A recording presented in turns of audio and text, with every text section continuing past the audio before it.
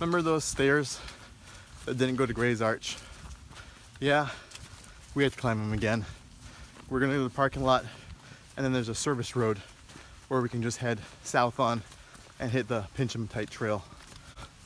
I love stairs. So here we are, finally, Chimney Top, so we'll be heading back toward the car right now. My big recommendation is get a topo map.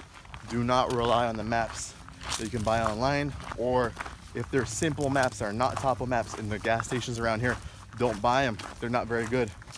We have not been the only people who've been turned around here. It seemed like everyone we talked to has had a very hard time kind of finding where the trail is and how far distance to go. So yeah, let's get going. Trail looks exactly the same. And we will wipe our feet, I guess. We just took a break on the Chimney Top Trail. The ground is really soft. Everyone's kind of made of that sandstone. So really super comfortable.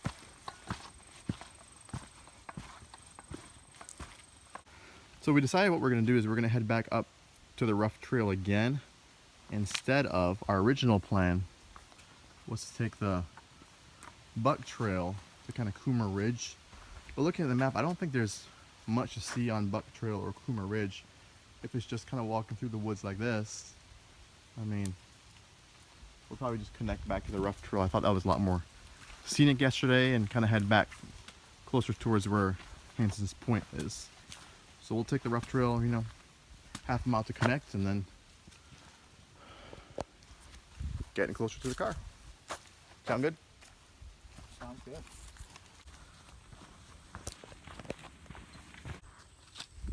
That Chimney Top Trail and that connecting with the Sheltie Trace was really super easy. And we're back at the intersection where we headed down to Hanson's Point, being that way.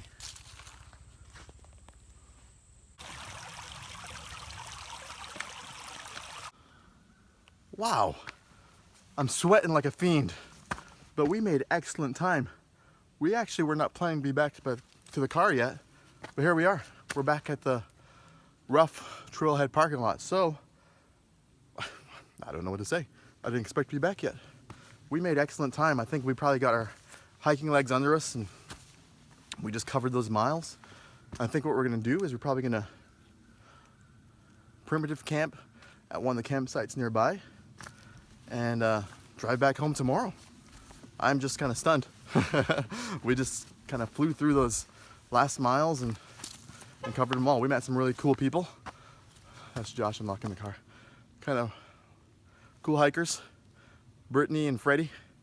And I didn't ask them to be on camera. I just thought it was weird. So, but we're all done. See you guys tomorrow morning.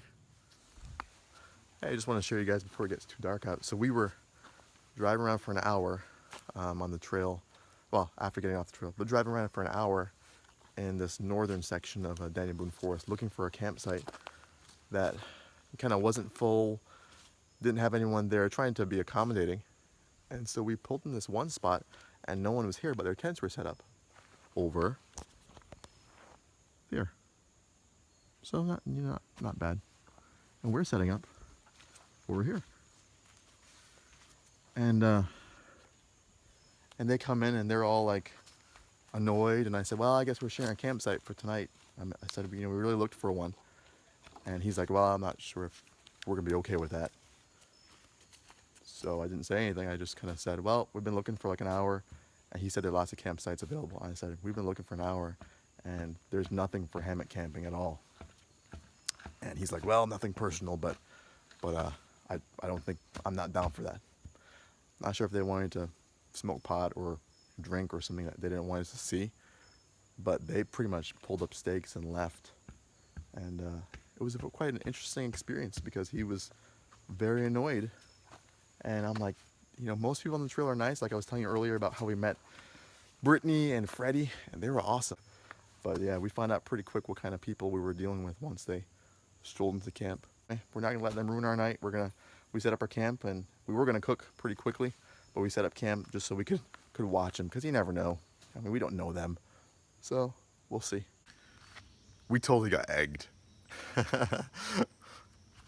We had a really interesting night. After that story I told you last night, What happened was we heard them. They took a long time leaving after I made my video, because you know they headed out there. I pretty much took that video as soon as they kind of walked down the trail back to the car, and they took a long time leaving. They were kind of banging around down there. So I told Josh, hey, we gotta check your car out. And then we saw some eggs in the ground, but luckily Josh's car was kind of untouched. I guess they missed. But we went ahead. Hey, morning, Josh. Telling the story. And so then, you know, later it gets dark and those yahoos decide they're going to come back, and they slow down next to our spot, you know, the trail all the way at the end. They slow down. We could tell it's them. It's getting to be about dark, but it's kind of duskish. So we could see it's a silver Honda. And so they don't say anything, but they kind of brake and then they peel out. And so later we go back, luckily, to check on Josh's car, and their eggs, you know, I'd say 2 or 3 easily on the windshield, on some of the paint. So luckily we didn't let it sit all night. We were able to get it cleaned off, and made for an interesting night, I'll tell you. I mean, each time a car slowed down around our section, we were kind of perked up away, kind of watching to see what was going to go on. So Josh was not scared at all, for multiple reasons. Do you mind sharing your black belt list? Yeah, sure, no problem. I'm a black belt, 5th degree black belt in Taekwondo, black belt in Kempo, black belt in Hapkido, black belt in Ninjutsu, studied Brazilian Jiu-Jitsu for many years, did many Muay Thai fights, boxing, wrestling, so I was not worried. I wasn't worried because I had him. He was here. And you know, I would have his back if he needed it. But I could tell he was. I mean, you know, how Josh carries himself. He's ready for pretty much everything. I don't understand it, but I guess some people are just like that, and just kind of have to deal with it. I mean, it's just people. But that's it. We're gonna get packed up and get going. Hopefully, you guys enjoy this little adventure that we had, and peace out. See you guys later.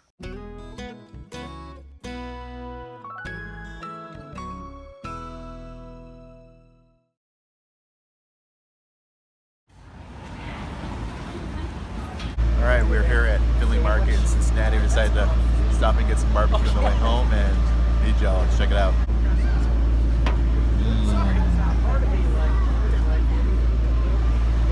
So yeah, it's barbecue time. See you guys.